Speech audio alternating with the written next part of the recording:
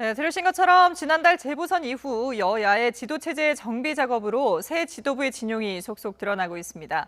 다음 주 총리 등 인사청문회를 앞두고 여야의 기싸움도 치열한데요. 전국 이슈 박수현 더불어민주당 홍보소통위원장 그리고 김수철 국민의힘 홍보위 부위원장과 함께 분석해 보겠습니다. 두 분 안녕하십니까? 네, 안녕하십니까? 예. 자, 저희 취재 기자가 전국 상황을 정리를 했습니다만은 어제 국민의힘에서는 새 원내대표로 김기현 의원을 선출했습니다. 사선 아니겠습니까? 근데 일단 당 내에서는 압도적인 지지를 받으면서 선출이 됐는데 어떤 의미로 평가를 하시나요? 이제 더 이상 친이 친박 나눠서 싸우지 말고 예. 이제 단합해서 정권을 창출하는 길로 매진하라 이런 취지에서 거기에 대한 적임자가 누구인가를 판단했다고 보여집니다. 예. 그리고 이 과정에서 이제 일부 원외 중진 의원들이 특정인을 지지한다고 하는 이런 네. 과거 퇴행적인 모습을 좀 보여주기도 했는데요. 그런 부분에 대해서 아마 초선 의원들이 좀 반발하는 기류가 있었고 그것이 그 김기현 후보의 원내대표의 아주 압도적인 그 승리로 이었다고 보여지고요. 네. 또 저희 아무래도 우리 국민의힘의 그 지지 기반은 TK와 PK 지역인데 아무래도 본진을 좀 확실히 하고 그런 다음에 당의 개혁적 목소리를 통해서 그 중도층으로 외연을 확장을 하게 되면 아무래도 정권 창출에 좀 가까이 다가서지 않나 하는 취지에서 이렇게 압도적인 결과로 김기현 원내대표가 당선되신 것 같습니다. 예. 그 후보들 가운데는 개파색이 가장 였다라는 평가를 받았었는데 그런 부분이 이제 장점으로 꼽힌 네, 그런 부분이라고 평가를 해주셨습니다. 또 윤호중 원내대표, 민주당이 이제 먼저 원내대표로 선출된 윤호중 원내대표는 아직까지 김기현 원내대표에 대해서 이렇다 할 평가라든지 언급을 하지 않고 있어요. 네. 어떤 판단을 하고 있을까요? 아마 이제 월요일쯤에 이제 여러 축하 메시지나 이런 것들 좀 하겠죠. 네. 예. 민주당이나 국민의힘의 원내대표 선출 과정을 이제 지켜보면서 제가 정치인의 한 사람으로 느낀 것은 양당 다 아직 좀 멀었구나 하는 생각을 갖습니다. 예. 저희 당도 역시 친문, 일색 이런 비판을 언론으로부터 이제 받고 있고 물론 저는 거기에 대해서 동의하지 않습니다만 그런 것이고 어제 이제 국민의힘에도 보니까 역시 지역을 기반으로 한 정당이기 때문에 그 다수를 차지하고 있는 지역 출신이 나올 수밖에 없었고 또 일부는 또 개파 결집의 모습도 보였다 이런 평가를 받는데 하여튼 이번 그 원내 지도부의 구성할 일은 굉장히 복잡할 거라는 생각이 듭니다. 왜 그러냐면 대선을 1년 앞둔 시점에서 서로 결코 양보할 수 없는 1년의 싸움이 시작될 거기 때문에 아마 국민들 보시기에 굉장히 좀 불편한 모습들이 많이 연출되지 않을까라는 걱정이 사실 솔직하게 듭니다. 예. 네. 여야 모두 물러날 수 없는 그런 싸움들이 시기가 있을 그렇습니다. 것이다라고 네. 말씀하셨는데 당장 지금 김기현 원내대표가 허니문도 없이 야당을 향해서 선전포고를 했습니다. 법사위원장을 재협상을 해야 된다라고 요구를 했는데요. 한번 들어보시죠. 법사위를 민주당이 계속 차지하겠다고 한다면 그건 지나친 욕심으로서 결코 저희들은 받아들일 수가 없다는 말씀을 드립니다. 빼앗아간 것을 돌려줘야 될 의무가 민주당에게 있는 것이지 돌려줄지 말지 어느 것을 돌려줄지 이것을 선택할 권리가 없다고 생각합니다. 네, 여당을 향해서 법사위원장 자리는 당연히 돌려줘야 되는 거다. 그걸 돌려주지 않으면 범법자임을 자청하는 거다라고까지 얘기를 했습니다. 어떤 생각을 일단 하고 있는 건가요? 우리가 좀 역사적 맥락을 좀 바라볼 필요가 있는데요. 과거에 이제 그 김대중 그 총재 시절에 되게 민주당이 100석 이하일 때도 있었거든요. 그럴 때도 그 의석수에 따라 상임위원장을 배분하고 특히 권력이 집중될 수 있는 대통령제 하에서 야당이 자기 목소리를 낼 수 있는 것은 법사위라든가 상임위원장의 위원장 자리가 필요한데 네. 그런 부분에 대해서 이 관행적으로 그리고 우리 선배 의원님들께서 우리에게 이렇게 제도화를 시켜놨는데 그런 부분을 이번에 와서 이제 그게 깨져버렸지 않습니까? 그래서 네. 그것을 복원시켜 달라고 하는 그 이야기라고 보여지고요. 그리고 과거에 저는 그 작년 같은 경우에 그 민주당이 그 18개 상임위를 다 독식을 하고 그 과정에서 임대차 3법이라든가 공수처법이 통과되지 않았습니까? 예. 근데 그런 법안들이 야당의 목소리가 배제된 채 통과되니까 과연 얼마나 그 정책적 실효성이 있거나 아니면 국민들로부터 호응을 얻었는지 생각을 해보면 건강한 의회 정치와 대화 타협, 민주주의적 원칙들이 살아있는 의회 구조를 위해서는 법사위원장과 상임위원장 배분에 대해서 충분히 여야가 논의를 하고 거기에 대해서 순리에 좀 따르는 게 맞다라고 보여집니다. 예. 관행을 여당에서 거스른 거다 이렇게 이제 평가를 했는데, 근데 민주당에서는 지금 박광훈 의원을 이미 이제 법사위원장으로 지명을 했잖아요. 근데 돌려줄 마음이 없다라는 의지를 보인 거라고 봐야 되지 않을까요?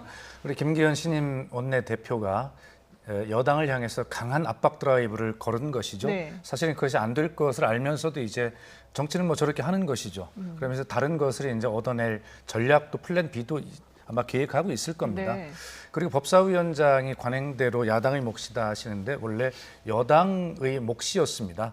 그런 것들이 시대에 따라 변할 수도 있는 것인데 이것은 지난번에 어쨌든 협상의 결과로 국회에서 선출된 자리들입니다. 그렇기 때문에 이것을 선거를 1년 앞 놓고 아까 말씀드린 대로 굉장히 중요한 길목에서 그 문을 열어라 네. 라고 하는 것은 서로 안 될 일을 해달라고 하는 것이고요. 여당도 그럴 수는 없을 거라고 생각합니다. 예. 왜냐하면 대통령의 지지율이나 당의 지지율 이런 것들이 이제 하락 국면에 있을 때 저희들이 이제 해야 할 일이 있는데 그 일을 할 수 있는 길목이 이제 법사위 아니겠습니까?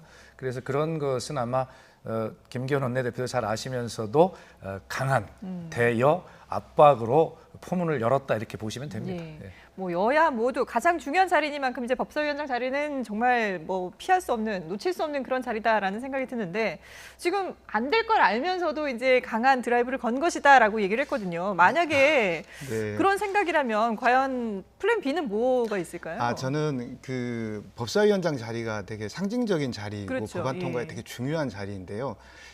저는 이 경우를 보면서 법사위가 그동안의 권한들이 너무 막대한 거 아닌가 하는 생각이 좀 들었습니다. 그래서 네. 정말 두 분께서 의지만 있다고 하면 네. 법사위의 권한을 좀 축소시키거나 아니면 다른 방식을 채택을 해서라도 이 문제를 풀어내는 게 저는 대단히 중요하다고 저는 생각을 합니다. 예. 왜냐하면 저희 그 대한민국은 대통령제로서 대통령이 강하게 권력을 행사할 수밖에 없는 구조인데 야당 자체가 너무 힘이 없거나 사실 자료를 요청해 자료도 잘 안 주고 또 야당을 통해서 목소리를 대변하고 싶어하는 많은 국민들이 많은데 그분들의 목소리가 배제되고 있는 상황이 저는 되게 안타깝고 좀 그 마음이 아프거든요. 네. 그래서 결국은 좀 지혜로운 정치권이라고 하면 법사위의 기능과 역할들에 대해서 한번 심도 있게 논의를 하고, 물론 우리 박수현 대변인 말씀하셨지만 어려움이 물론 예상은 됩니다. 왜냐하면 대선을 앞두고 있기 때문에 어렵긴 하겠지만 네. 그래도 정말 그 지혜로운 정치 지도자들이라고 하면 법사위 기능 자체에 대해서 한번 논의를 해보고, 이번이 안 되면 다음 회기 때라도 그런 원칙들이 적용될 수 있도록 하는 대안들을 좀 만들어 주시면 어떨까 하는 바람을 가지고 있습니다. 예, 법사위의 권한이 너무 많이 몰려 그렇습니다. 있다. 예. 예.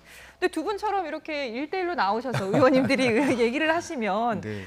토론도 잘 되고 하는데, 이상하게 이렇게 당으로 이제 의견을 모으다 보면 서로 갈등만 자꾸 야기가 되고 어떤 의견이 오고 가는 이런 과정들이 국민들이 보기에는 정말 말 그대로 볼썽사나운 모습들이 많이 나오거든요. 그렇습니다. 이게 정치가 이제 타협과 협상의 산물로 결과를 만들어내야 되지 않습니까? 예. 그런데 대개 국회에서 보면 서로 입장을 의석수대로 그대로 권리를 가질 수는 없으나 의석수에 따라서 최소주의를 가지고 운영이 돼야 됩니다. 그런데 의석수를 훨씬 넘어선 최대주의를 요구하거든요. 예. 다시 말해서 지금 제가 야당이 한 100여 석밖에 안 된다고 해서 3분의 1만 가져라고 하는 것이 아니라, 야당도 우리가 100석이니까 국민이 만들어주신 이 구조니까 여기에 맞춰서 이 정도를 요구하면 되겠다. 한 150% 요구한다. 그러면 그 선에서 배려가 되고 할 거 아닙니까? 네. 근데 적어도 저희도 야당을 해봤습니다. 그때도 너무 최대주의를 요구하는 거예요, 모든 것을. 그래서 이것은 결과적으로 당을 운영하는 두 원내대표들의 어떤 철학의 문제이기도 하고 또 기술의 문제이기도 하니, 이제 우리 김수철 부위원장 말씀하신 대로 법사위의 이 권한과 기능을 조정하는 문제는 이미 전 국회 때부터 계속 원내대표 간 합의가 다 이루어졌던 문제입니다. 네네. 정답을 다 알고 있는데 안 하는 거예요. 그래서 법사위를 옥상옥에 그 상임위로 만들지 말고 네. 원래 기능대로 자꾸 체계 수정 그리고 다른 법과의 상충 이런 문제들을 다루는 기능적 그 상임위로 하든가, 아니면 그 지금같이 충돌하는 상황에서는 여당과 야당이 어느 정도 기능을 나눠 가질 수 있도록 좀 기능을 분리해서 예. 소위원회를 좀 나눠 갖든가라는 방법도 지금 상황에서는 생각해 볼 수 있을 것입니다. 예. 뭐 박병석 국회의장이 일단은 여야가 좀 협의를 해봐라라고 요구를 했는데 과연 어떤 결과를 도출해낼지 좀 지켜보도록 하겠습니다. 자, 그런가 하면 지금 국민의힘도 이제 당대표 선출도 앞두고 있는데요. 글쎄요, 지금 일단은 주호영 전 원내대표가 가장 유력하게 거론은 되고 있습니다. 그런데 당내 중진들 의원들이 상당히 많이 지금 또 이제 거론이 네. 같이 되고 있더라고요. 네. 어떤 방향으로 갈까요? 이번 그 김기현 원내대표의 그 당선이 사실은 당대표에 영향을 줄 것이다, 아닐 것이다, 네. 이런 이야기를 되게 많이 하는데요. 저는 줄 수도 있고 안 줄 수도 있다고 생각을 합니다. 왜냐하면 그 아무리 뭐 아까 말씀하셨지만 TK와 PK 지역이 대구 경북 지역이나 부산 경남 우리 쪽의 지지 기반이라고 하지만 꼭 그쪽 사람이 당대표와 원내대표를 나누어 가진다고 해서 그게 지역 정당이라고 아니면 도라 그 새누리당이라고 라고 말하는 것은 맞지 않다고 보여지고요. 저는 그분들이 어떤 성향과 어떤 정치적 비전을 제시하고 국민들을 이끌까를 먼저 판단을 해야 한다고 생각을 네네. 합니다. 그러다 보니까 이제 수도권 대표론이 또 이야기가 나오고 있거든요. 네. 그래서 그 정치 공학적 이야기들을 좀 하고 계시는 거죠. 근데 저는 그러한 부분들은 그런 정치 공학적인 이야기 이전에 과연 누가 시대 정신을 담을 수 있는 사람인지가 더 중요하다고 생각을 합니다. 그리고 네. 지금 국민들의 의식 수준이 저는 대단히 높다고 생각을 합니다. 아까처럼 강경 투쟁 노선을 걷는다고 해서 그분들에 대한 지지를 했던 시절, 무작정 자기 지역 출신이니까 지지했던 시절은 이미 지났고요. 대선이라든가 뭐 다음에 선거를 통해서 어떤 정책적 대안을 갖느냐가 더 중요하기 때문에 저는 그 김기현 대표의 선출이 어떤 원내대표, 그 당대표 경선에 영향을 미치는 것은 과거에 비하면 줄어들 것이다. 예. 그리고 또 뭐 바라건대 우리 국민의힘이 국민들로부터 지금 지난 4.7 재보선과 관련해서도 우리 국민의힘이 좋아서 찍었다는 퍼센티지는 되게 낮지 않습니까? 그 말은 뭐냐면 끊임없이 쇄신하고 끊임없이 정책적 대안들을 만들려고 하는 국민들이 저희 국민의힘에게도 그 채찍을 때리신 거거든요. 그럼 예. 거기에 맞게끔 지도부가 구성이 되고 하자면은 당원들께서도 아마 그런 리더십을 누가 발휘할 수 있을지, 아니 뭐 초선 당 대표가 될 수도 있고 또 수도권 당 대표가 될 수도 있고 영남의 개혁적인 당 대표도 될 수 있으니 그런 분들이 뽑히시기를 희망하고 있고요. 아마 당원들도 그렇게 바라고 있을 거로 생각을 합니다. 예. 말씀하신 것처럼 뭐 지난 그 재보선을 보더라도 국민들이 예전처럼 정말 뭐 덮어놓고 지지하는 그런 시대는 이제 지났다라는 네, 생각이 그렇습니다. 들거든요. 진정으로 국민을 위해서 일을 할 수 있는 사람이 누군가 그 부분을 이제 냉정하게 좀 판단을 한다라고 생각이 되는데요. 그런 면에서 이제 민주당도 내일 당대표 선출을 앞두고 있는데 지금 일단 3파전으로 크게 나누어져 있는 상황인데 글쎄요. 구도가 어느 쪽으로 조금 더 기울었다고 판단을 하세요?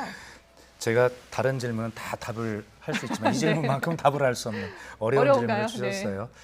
예, 어쨌든 뭐 서로 조사에 따라서 엎치락 뒤치락 앞서거니 뒤서거니 하는 것이 선거지요. 네. 예. 민주당 그 선거의 핵심은 뭐냐면 지금 우리 김수철 부위원장에게 질문했듯이 과연 뭐 국민의힘은 지역당으로 회귀냐, 네. 아니면 저희는 친문 도로당이냐, 그렇죠. 뭐 이런 네. 거죠. 예, 그런데 저희 당 입장을 말씀드리면 다 친문이지 비문이 어디 있습니까? 자기 대통령에 대해서 반대하고 반기를 드는 당원이 있을 수가 있는가요? 특히 민주당은 2016년에 지금의 국민의당이 분당에서 나가면서 소위 당의 비주류나 비문 그룹이 완전히 없어진 정당이 됐거든요. 그것이 어떻게 보면 저희 당의 건강성을 좀 해쳐왔는지는 모르겠으나 예. 지금 현재 구도는 언론이 분석하는 대로 친문 비문 구도로 갈라치게 하는 것은 맞지 않다. 세 분 다 친문이고 윤호중 또 원내대표도 친문이죠. 예. 중요한 것은 아까 우리 김수철 위원장 말씀하신 대로 여기서 시대 정신을 누가 담아내고 누가 더 친국민파냐 되는 것이 중요한 것이지. 그리고 개혁과 민생도 마찬가지예요. 어떤 당이든 이거를 서로 앞세우고 뒤세우고 할 수가 없으면 똑같이 하는 것이죠. 네네. 그래서 적어도 누가 당대표가 되든 윤호중 원내대표가 잘 호흡을 맞출 것이고 특히 저희 당은 선거를 패배했기 때문에 국민의 명령이 무엇인지를 듣는데 온 친국민파가 되어서 예. 당대표, 원내대표 함께 노력할 일밖에는 남지 않았습니다. 예. 당에서 배출해낸 대통령의 반기를 들 당내 인사는 없을 것이다라고 말씀을 하셨는데, 근데 이제 분위기는 조금씩 이제 차이는 있는 것 같아요. 왜냐하면 지금 그 당대표 그 진행이 되는 과정에서 문자 폭탄 논란이 수면으로 떠올랐는데요. 조응천 의원이 공개적으로 비판하면서 내부에서도 논란이 되고 있습니다. 관련 발언 한번 들어보시죠. 아니 뭐 예를 들어 뭐 당신이 쓰레기라는 것을 알리고 싶었다면 성공입니다. 축하합니다. 예, 강성 지지층들이 너무나 적극적으로 관여를 하기 때문에 70만 명의 목소리가 이 2,000명에 다 묻혀버리는 거죠. 예. 친문 비문으로는 나눌 수 없다라고는 하셨지만 그래도 강성이냐 아니냐는 조금 차이가 있는 것 같은데요. 이 문자 폭탄 논란 어떻게 보세요? 그러니까 지금 온통 민주당의 전당대회에 당 대표들의 정책이나 비전 이런 것들은 사라지고 예. 문자 폭탄만 지금 남아 있거든요. 네. 이것이 이슈화가 된 거예요. 그만큼 다른 이슈를 만들지 못했다라는 것인데요. 근데 저도 문자 폭탄을 정확히 3번을 지금 의미의 문자 받아봤는데 예. 문자 폭탄이 그렇게 뭐 해로운 것들이 아닙니다. 그리고 문자 폭탄이 지금 말씀하시는 대로 친문 강성이 대통령에게 반대하는, 대통령에게 반기를 드는 이러한 것들의 폭탄 문자를 보내는 것이 아니라 사안마다 다 달라요. 네. 예를 들어서 대북 전단 뭐 살포 금지법을 만든다. 그러면 거기에 문자 폭탄이 오거든요. 예. 그런데 그분들이 저희 강성 지지자인가요? 그렇지 않아요. 차별금지법을 만들다 문자 폭탄 옵니다. 저희 강성 지지자들이 아닙니다. 사안에 따라서 국민들이 자기 이해관계가 있고 자기와 신념과 가치관이 다른 것에 대해서 굉장히 극렬하게 반응하는 것이고 이것은 우리 당내 문자뿐만이 아니라 우리 어떤 기사에 달리는 댓글을 봐도 극명하게 나오지 않습니까? 네. 그래서 이 문제는 우선 첫째, 강성 친문 지지자들이 본인들이 마음에 들지 않고 대통령을 공격하거나 반대하는 것에 대해서 하는 것이다라는 구도는 절대 저는 동의할 수 없습니다. 저도 받아봤지만요. 사안마다 다 다르다는 것이고요. 예. 다만 어떤 경우라도 정말 일부 막 정말 도를 넘는 욕설, 모욕, 예. 인격 모독 이런 것들을 가지고 자신의 의사를 표현하는 것은 단호하게 척결해야 한다 생각하고요. 새로 선출되는 지도부가 이거에 대한 경고를 명확하게 하고 그래도 계속되는 사람들은 당의 어떤 예를 들어 게시판이나 이런 것들이 있다면 예. 그런 거에 대해서 규정을 명확히 해서 극히 일부 그러한 것들을 걸러내는 약속은 하고 로드맵을 진행해야 된다 생각합니다. 예. 어쨌든 저런 부분들이 조금 바뀌어야 되는 그런 정치 문화인 부분도 분명히 있는데요. 그런 부분에 대해서 이제 지금 당권 주자들도 조금씩은 입장이 다른 것 그렇습니다. 같더라고요. 네. 어떤 그러니까 입장인 건가요? 그 이제 언론에서 말씀해 주시는 그 쿼테이션을 딱 해서 보면 예. 다른 것 같은데 저희도 전체 그래픽으로 준비를 했습니다만 맥락을 함께 보면 좀, 예, 다 보여주시죠. 비슷하고요. 예. 또 언론은 그렇게 또 해주셔야 또 국민들께 또 여러 가지 흥미도 드리는 것 아니겠습니까? 예. 다 비슷할 거고 특히 네. 직접 받아본 제가 보면 예. 저도 처음에는 너무 깜짝 놀라서 감히 읽어볼 생각을 못했는데 두 번째 받아보니까 내용이 구분이 돼요. 네. 그래서 거기에 처음에는 또 욕설을 먹는데 너무 상처를 받았어요. 근데 세 번째 받아보니까 욕설 하시는 분들 이분들만 정리를 제대로 하고 자정하면 되겠다 이런 생각이 들었습니다. 예, 네. 지금 이제 당 후보들, 당 대표에 출마한 후보들의 입장이 나오고 있는데 일단 홍영표 후보는 당원의 의사표현이 활발한 게 당이 살아있다는 증거다. 그만큼 이제 의사표현을 자유롭게 할 수 있어야 된다라고 얘기를 했고 송영길 후보는 강성 당원은 소중한 자원이다. 정적 제거하듯이 집단으로 하는 행위는 당 발전에 도움이 되지 않는다라는 입장을 밝혔고요. 그리고 우원식 후보는 표현은 자제하되 자기 의견 표출은 자유로워야 한다라는 입장을 밝혔습니다. 제가 간단하게 예. 설명을 드리면 이제 당내 민주주의라는 것이 있어요. 정당은 정말 민주주의 가치를 가지고 서로 경쟁을 하는데 당내에서도 이제 민주주의를 해야 되는데 예. 당원이 주인이기 때문에 모든 것을 당원 뜻에 따라야 한다. 그것이 당내 민주주의라고 저는 생각하지 않습니다. 네. 당 지도부를 왜 뽑습니까? 지도부는 당을 어떤 방향으로 어떤 정책을 가지고 끌고 가야 된다는 소신을 가지고 끌고 갑니다. 그 예. 과정에서 당의 주인인 당원에게 당원과 충분히 소통하고 그걸 다 이해하지 못한 당원이 있으면 이해시키고 설득시키고 그런 것이 당내 민주주의이지 모든 것을 당원 뜻에 따라야 된다라고 하는 것은 잘못된 당내 민주주의다. 네네. 저는 그렇게 생각하고 거듭 말씀드리지만 아까 이번에 선출되는 지도부는 이 문자 폭탄 문제가 기왕의 사회 이슈가 되었으니 이 문제에 대해서 어떻게 정리하겠다라고 하는 그런 것을 4.7 재보궐선거에 우리가 받은 반성과 앞으로 나아갈 쇄신의 방향들을 함께 말씀드리면서 그 안에 이 문제를 어떻게 정리해야 되겠다라고 예. 하는 보고도 국민께 함께 드려야 할 것이다 이렇게 생각합니다. 예, 알겠습니다. 저도 잠깐 예, 예. 사실 저도 이제 민주당의 모습을 보고 있으니까 네. 대단히 안타깝다는 생각이 좀 들거든요. 왜냐하면 이게 이제 강성 지지자들이 과거에는 어떤 특정 정치인이 이용을 하거나 어떤 자기의 권력을 유지하는 수단으로 쓰긴 했습니다만 이것은 조금 문제가 있는 거고요. 이건 정치인들의 책임이 좀 큰 부분이 예. 있고요. 그분들도 저는 문폭을 하든 아니면 무슨 다른 게시판에 글을 올리든 자기의 의견을 반영하고 싶고 자기가 민주주의 시민으로서 의사를 표현하고 싶은 충동이나 욕구가 있기 때문에 네. 그렇다고 생각을 하고요. 이것들이 담론 구조를 통해서 우리 사회에 반영될 수 있는 체제를 짜줘야 되는 거지 네. 이 사람들에 대해서 지금 왈가왈부하거나 이런 것들은 사실 정치인들이 되게 무책임하다고 보여지는 거고요. 특히 선거 때 이게 나온 것은 민주당 입장에서는 한번 스스로 돌아볼 필요가 있는 것 같습니다. 왜냐하면 네. 평상시에 나왔다라고 하면 이 문제가 조금 선거와 연관성이 떨어진다고 말할 수 있겠지만 지금은 선거가 첨예하게 지금 진행되는 상황에서 이 논란이 온 거에 대해서는 예. 민주당도 또 물론 정치권 전체가 한번 돌아봐야 될 되게 중요한 쟁점인 것 같습니다. 예. 자, 그런가 하면 이제 다음 주부터 줄줄이 청문회가 시작이 됩니다. 상당히 이제 많은 관심을 모으고 있는 부분인데, 글쎄요, 앞서 얘기한 것처럼 여야에서도 이 청문회 전국을 두고도 충돌이 있을 것 같은데요. 일단 다음 주부터 시작되는 청문회에서 가장 좀 눈여겨볼 만한 부분 어느 부분이라고 생각을 하세요? 네, 일단 저는 그 김부겸 이제 그 총리님에 대한 지명자에 대한 예. 그 청문회가 예정되어 있는데요. 그 와중에 이제 증인 채택과 관련해서 진중권 전 교수하고 그 김경률 공동 대표님이 이제 그 참고인으로 이렇게 이제 나오기로 되어 계시는데 저는 한번 시계를 조금 돌려다 보면 그분들께서 한 4년 전만 해도 되게 촛불 집회를 찬성을 하고 또 탄핵에 찬성했던 분들이셨거든요. 근데 네. 그분들이 되게 실망을 하게 되고 그분들이 나오셔서 우리가 의견을 개진하겠다고 하는 걸 보면서 아, 정치라는 시계가 어떻게 보면 길게 보면 길지만 되게 짧구나는 생각이 들고 정치권이 조금만 잘못하고 상식에서 어긋나거나 반칙을 하게 되면 어떤 지지자들이 고정되어 있다기보다는 이렇게 반발을 하기 때문에 그런 부분에 대해서 아마 쟁점이 될 거라 그 부분을 좀 눈여겨보고 싶고요. 예. 국무총리는 사실은 국무위원에 대한 해임과 그다음에 추천 권한이 있습니다. 그러다 보니까 과거 조국 사태 때 그 조국 흑서를 지으셨던 분들이 나오셔서 과연 국무총리의 권한이 뭐고 국무총리가 과연 그 상황에서 어떻게 해야 되는 것에 대해서 좀 정책적 질의를 통해서 이러한 실패들을 예. 답습하지 말자는 취지에서 아마 그분들이 참고인으로 채택이 된 것 같고요. 그래서 그런 부분을 한번 눈여겨볼 필요가 있다 생각이 좀 듭니다. 여당에서는 어떻게 지금 준비를 하고 있습니까? 예, 예. 뭐 당연히 이제 야당에서는 국무총리 후보자와 국토부 장관 후보자에게 화력을 집중할 것으로 예상을 하고 있습니다. 네.